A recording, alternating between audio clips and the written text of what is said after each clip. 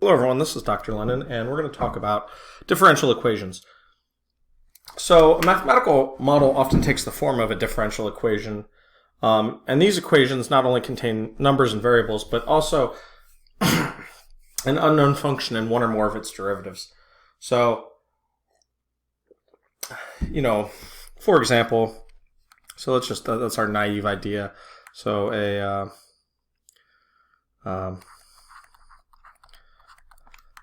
differential equation, which a lot of times I will just abbreviate by DE, is an equation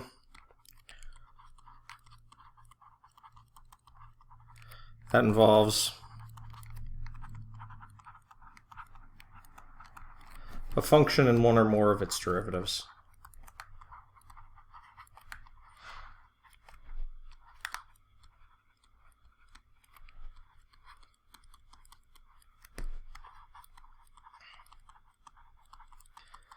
So, let's just look at some examples. You could have, say, f prime of x is equal to x times f of x.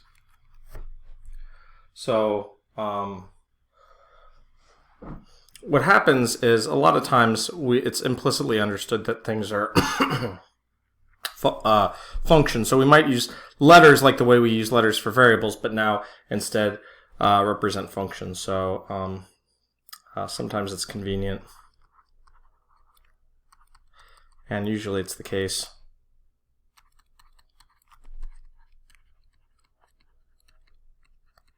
So I'll use y here, but sometimes u and v are also popular choices to use y as a function of x.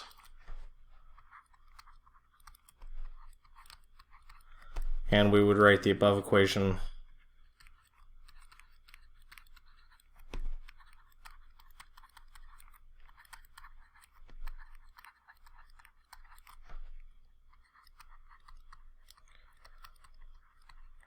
as, let's say, y prime is equal to x times y. That's how we would write the one that we saw above.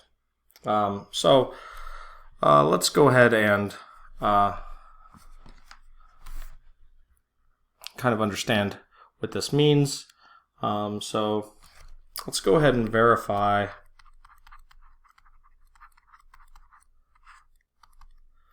let's verify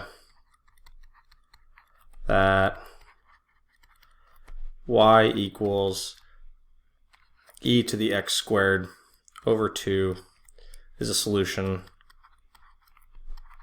of the equation that we've been talking about.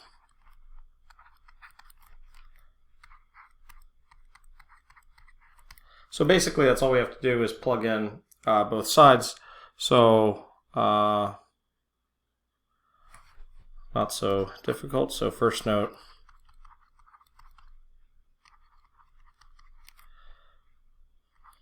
that if we do x times y, that's just going to be equal to x times e to the x squared over 2. And then also, by the chain rule,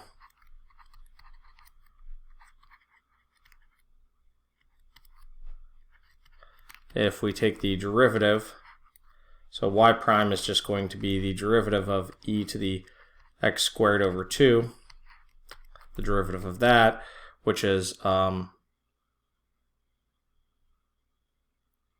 to be 2x over 2 times e to the x squared over 2, which is just exactly x e to the x squared over 2. So they both equal. So indeed, y prime is equal to xy prime.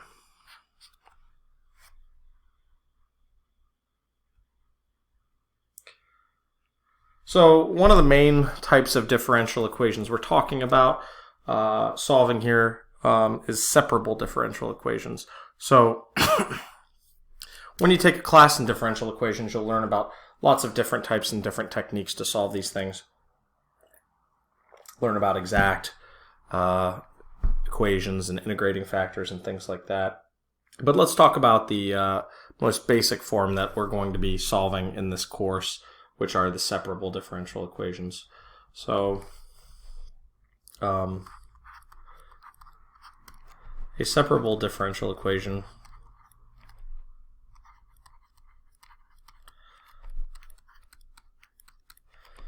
is a DE involving an unknown function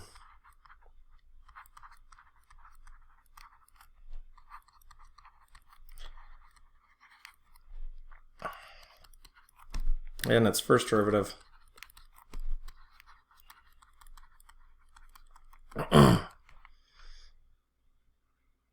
in which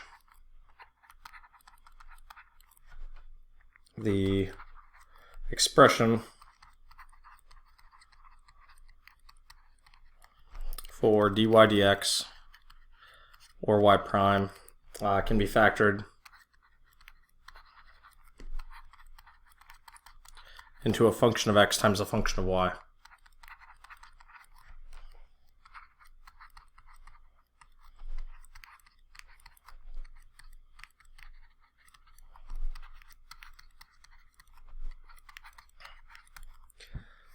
So, in other words, or that is, if you have dy dx, you can write it as some g of x times some f of y. And then that way we'll be able to separate the two variables. Basically, we could divide by f of y, and if you think of dx as like the denominator of the fraction, you can kind of cross multiply to separate them, and then we'll integrate. And that's essentially the technique for solving. So let's go ahead and see how we can do that through an example. So example,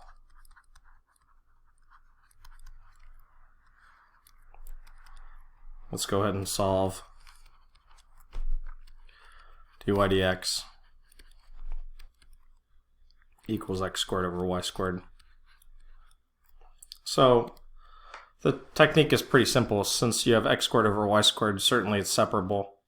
You can write it as x squared times 1 over y squared. Essentially, we treat the dy over dx kind of like a fraction. Technically, this is a little bit not a rigorous way to do it, but it'll allow us to get the correct answer. So what do we do here? Well, basically, we're just kind of cross-multiplying, right? So we can write it as y squared times dy equals x squared times dx, just cross-multiplying, if you will.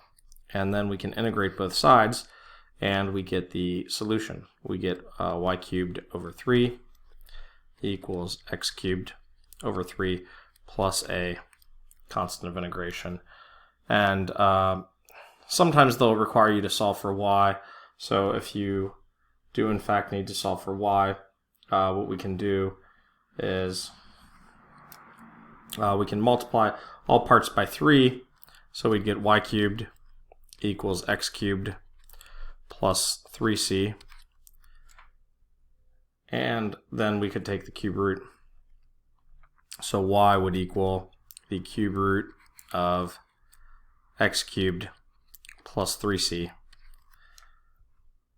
And there's a trick that is often used. A lot of times you won't want to write 3c because if c is an arbitrary constant, 3c is also an arbitrary constant. So we could actually replace, a lot of people will just replace c by 3c, but I'll try and make it a little more transparent. I'll say, okay, x cubed is equal to, or y is equal to the cube root of x cubed plus, say, capital K. Basically, the idea is since c is an arbitrary constant, so is 3c. And hence K. Anyhow, that is the function that solves that system of equation, or that differential equation. So the solution we have just found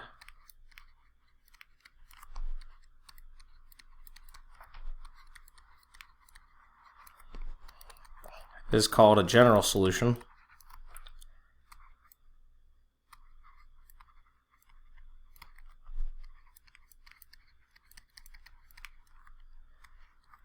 And describes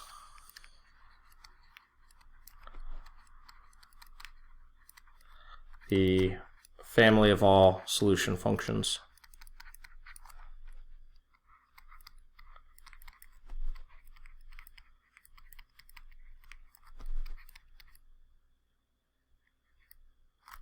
So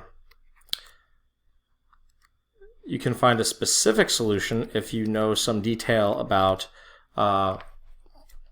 what point your answer actually passes through. So in that case, that's known as an initial condition. So if we have some point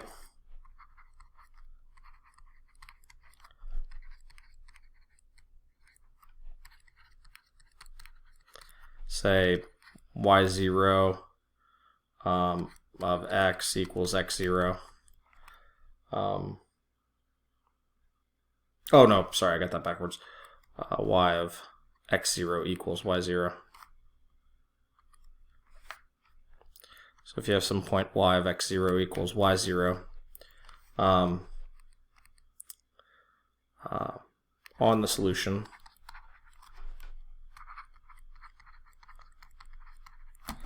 this is called an initial value.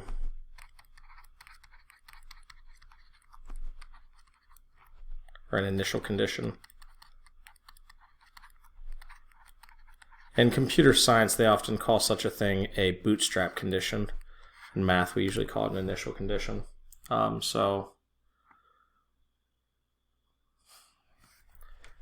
Finding the solution to a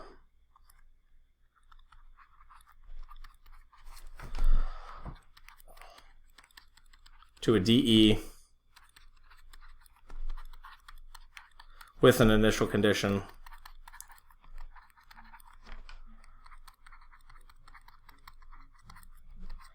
is called an initial value problem,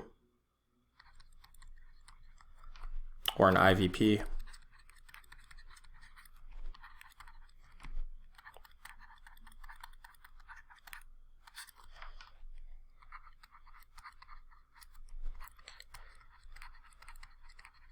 So just some extra terminology to be aware of.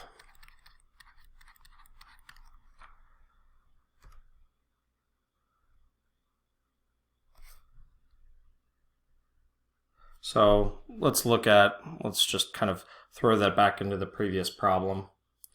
So example, suppose the previous DE had a solution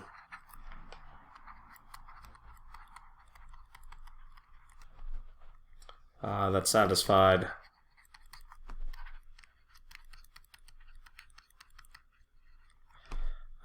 y of 0 equals 2. We would want to find the value of k, and then that would be the solution to that initial value problem. So what did our solution look like? I believe it looks something like y is equal to the cube root of x cubed plus k. So if you plug in 0 for x and 2 for y,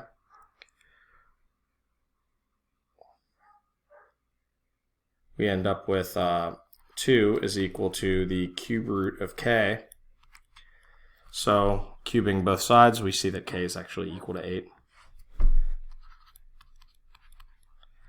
Hence, your specific solution to your initial value problem would be y is equal to the cube root of x cubed plus 8.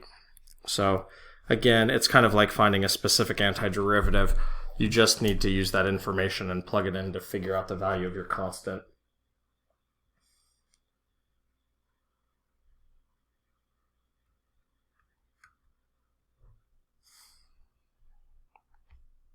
Okay, so let's go through one more.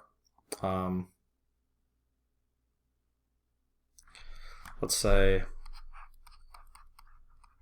we want to solve an initial value problem. So let's say solve the IVP.